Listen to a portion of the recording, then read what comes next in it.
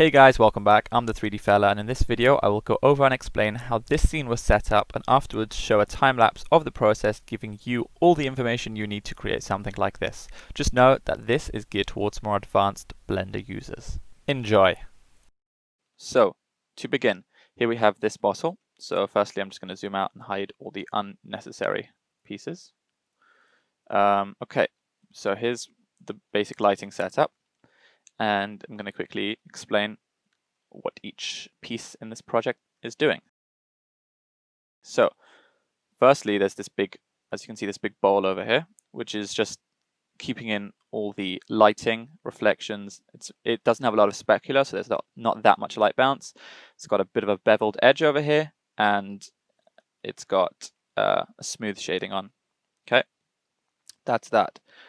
At the top over here, just for some general lighting, I had this plane. I gave it a noise texture, and it's mixed between white and black with a strength of 10th with an emission shader. So this is actually providing some overhead lighting, but with a bit of noise, which makes the scene a bit more dynamic, because when you don't have an HDRI, it can look a little bit stale and flat. So to give it something like this makes your prop stand out a little bit more. So I've gone through those.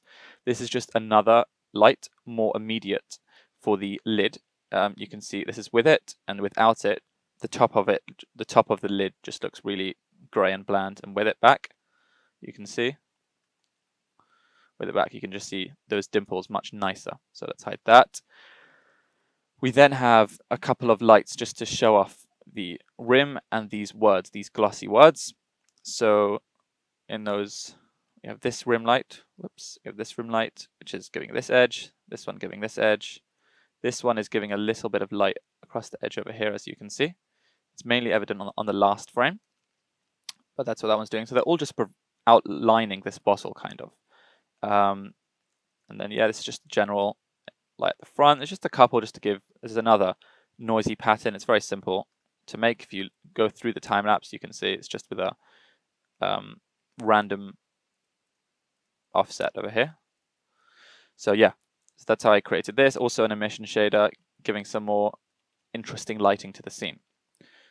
Now, I rendered this at 128 cycles. It did look interesting in Eevee, but just not perfect. So for this actual bottle, it's a very simple material. For the bottom, it's pretty much just this. Let's just separate the bottom over here. Actually, we do need the roughness the same, but yeah, you can basically see it's a very simple. Just one black material.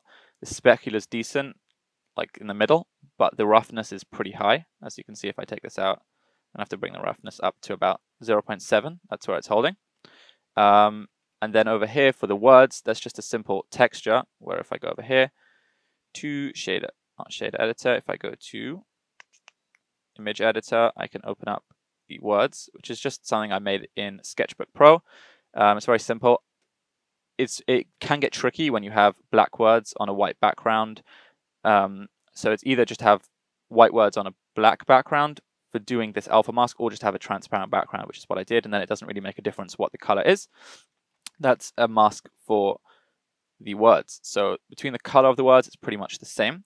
However, it makes a big difference in the roughness. So right now it's changing between a very dark color or a much darker color where the words are, which is making it much more reflection, having much more reflections, as you can see, and everywhere else on the bottle is much lighter, giving it much less reflections, giving it that matte material. And lastly, there's a bit of bump. As you can see, it dips in a little bit, or now we can have it bump out a little bit. I preferred it going in, just makes it look nice, an extra touch. That's that piece and that piece. I just kept them as two separate pieces. They could be together if you'd like. Here's the rim, very simple object, and here's the cap. The cap was quite fun, making these dimples, trying to keep it all smooth and rounded. But you can see the material is pretty much a noise texture, with the scale of the Z axis quite high. If you go through the color ramp, you can see what it looks like, all these little grains. Also, it's on a bit of an angle, and then it's mixed with another similar one. And then together, they make where these two textures are going to the roughness, which is changing the reflection, and the normal, so it's giving a little bit of bump. You can see these micro scratches on the material, which is pretty much what the reference I had looked like. So altogether, it looks like this. And please enjoy the time lapse.